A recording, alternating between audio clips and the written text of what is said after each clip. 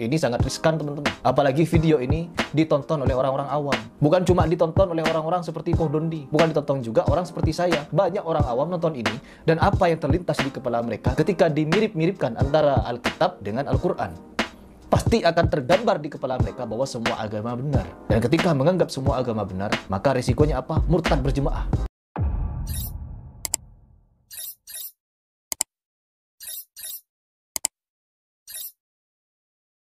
Al, coba ente lihat ulang video Harry Pras, ajarin Donditan. Boleh, coba kita lihat ulang. Saya ingin membantah Donditan, yang dimana Dondi ini memberikan video, membuat satu video yang seolah-olah itu dijadikan oleh mukibinnya Ustadz Adi Hidayat, bahwa ini loh, Koh Dondi tuh sebagai pakar kristolog loh, sudah turun gunung, sudah angkat bicara, pasti bungkam Harry Pras tidak akan bisa menjawabnya, tidak akan bisa membantahnya. Siapa kira saya tidak bisa membantahnya? Di video ini saya akan memberikan bantahan, tetapi sebelum saya membantahnya, coba kita simak seperti apa penjelasan dari Koh Dondi ini. Langsung ke video. Saya paham pemikirannya Ustadz Adi Hidayat ketika dia di atas panggung. Tuhan telah mengutus aku untuk menjadi penyebar risalah yang terbaik. Penyebar risalah yang terbaik, Tuhan ya teman-teman. Tuhan mengutus aku sebagai penyebar risalah terbaik.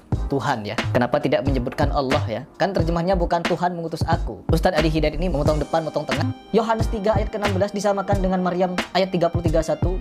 Nggak sekalian disamakan dengan ayat ke-35 itu. Kalian tidak protes juga. Kemana akidah kalian? Kemana tauhid kalian? Dimirip-miripkan. Dan kalau kita baca, nanti kita akan bantah di pernyataan dari Koh Dondi yang berusaha untuk membela, mencari pembenaran atas ucapan Ustadz Adi Hidayat. Kita akan bantah itu. Coba kita tonton lagi. Dia juga belajar kristologi. Oh, dia belajar kristologi juga ya. Hebat sekali ya. Bahwa Yesus benar-benar Mesias apa nih? Utusan Allah. Ini yang mana? Ya, benarlah Mesias utusan Allah. Dan sendiri ini apa ini kok tidak ada keterusannya? Ya, kita akan baca nanti ya dari sumbernya langsung biar kalian tahu sebenarnya apa ini kelanjutan dari tulisan ini ya teman-teman. Benarlah Mesias utusan Allah. Menafsirkan orang Kristen sendiri dari. Ya, orang Kristen sendiri yang menafsirkan. Oke. Dari ini ND namanya. Ya, ini Yohanes 3 ND. Ya, nanti kita baca ND ini ya. Yohanes 3 ayat 16 ini ya. Masuk kan? Iya itu tadi. Sama ya teman-teman. Berusaha mereka ya. Berusaha untuk mencari pembenaran ya teman-teman ya. Ini Yohanes 3:16 nih. Yohanes 3 ayat 16, beginilah bunyi firman Tuhan. Oke, yang membacakan ayat itu, mahasiswa itu adalah orang Trinitarian. Oke. Yang saya coba pahami ya, yang coba dikatakan oleh Ustadz Adi Hidayat dengan sebutan mirip ya.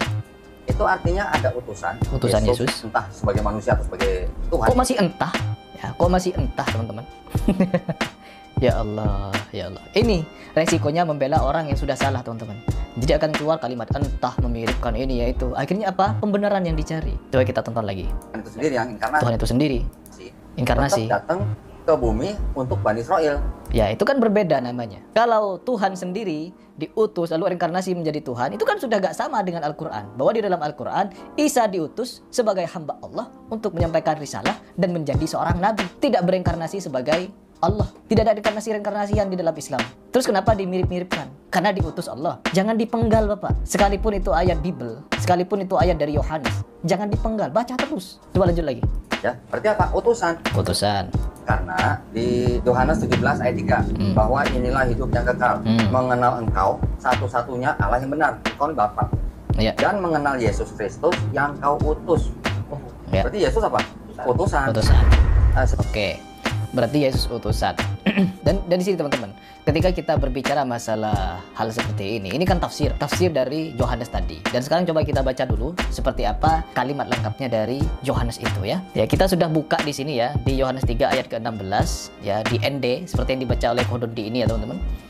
Beliau membaca di susunan karangan Yohanes ya teman-teman. Yohanes lah. Karangan ini sebenarnya berbentuk serangkaian pembicaraan Yesus yang berpusatkan pada suatu kejadian atau dalil, ataupun berpangkal padanya ada gagasan Yohanes yang tertentu yang menghubungkan pembicaraan-pembicaraan itu menjadi satu kesatuan sebagai bukti, atau lebih tepat kalau dikatakan sebagai kesaksian bahwa Yesus benarlah Mesias, utusan Allah. Memang betul kalau kita pangkas dari sini bahwa Yesus benarlah Mesias, utusan Allah. Kalau diputus ya ada kemiripan. Tapi kalau dilanjut gak mirip sama sekali teman-teman. Gak mirip sama sekali. Coba kita baca kelanjutannya. Dan dia sendiri perwujudan Allah. Yesus diutus oleh Allah lalu berwujud Allah. Ya Allah, makanya jangan dipotong untuk mencari pembenar. Apa tanggapan ente? Memang Muslim seringkali mengutip Yohanes 3 ayat 16 dan untuk menyatakan bahwa Yesus hanyalah seorang utusan. Tapi saya mau menegaskan hal penting ini. Menggunakan Alkitab secara sembarangan tanpa memahami konteks keseluruhannya bukan hanya salah, tapi bisa menyesatkan. Tapi dalam ayat itu jelas dikatakan bahwa Yesus diutus oleh Allah, jadi dia hanyalah utusan, seperti nabi-nabi yang lain. Ya, ayat itu memang menyebutkan Yesus diutus, tapi kalian mengambil kesimpulan tanpa memahami konteks yang lebih luas. Yohanes 3 ayat 16 bukanlah ayat tunggal yang bisa diambil terpisah dari keseluruhan Injil. Kalau kita membaca seluruh Injil Yohanes, apa yang kita lihat? Yesus tidak pernah disebut sebagai sekadar nabi atau utusan. Dia disebut anak Allah yang tunggal, dengan natur ilahi yang unik. Anak Allah, coba ente jelaskan lagi. Baik, di dalam konteks bahasa Yunani aslinya, istilah monogenes atau anak tunggal berarti satu-satunya dari jenisnya. Ini menunjukkan bahwa hubungan Yesus dengan Allah adalah unik, tidak seperti nabi atau utusan lainnya. Jadi, mengutip Yohanes 3 ayat 16 dan mengabaikan konsep ini sama sekali salah. Maksud ente Yesus lebih dari seorang nabi? Tepat sekali, kalian tidak bisa menafsirkan satu ayat terlepas dari keseluruhan konteksnya. Yohanes 3 ayat 16 memang menunjukkan kasih Allah yang besar melalui pengutusan Yesus, tetapi Yesus bukan sekadar utusan, dia adalah anak Allah yang diutus untuk menyelamatkan dunia, dan itu menunjukkan peran ilahinya, bukan peran nabi biasa. Jika kalian ingin berdiskusi lebih lanjut dan mendalami hal ini, saya terbuka untuk dialog, tapi mari kita lakukan dengan serius dan penuh penghormatan terhadap teks. Jadi ente setuju dengan Harry Pras?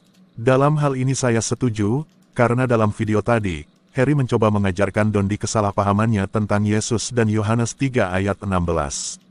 Baiklah Al, terima kasih ente sudah kasih penjelasan, saya mengerti sekarang. Ya sama-sama Aki, salam murid Kristus.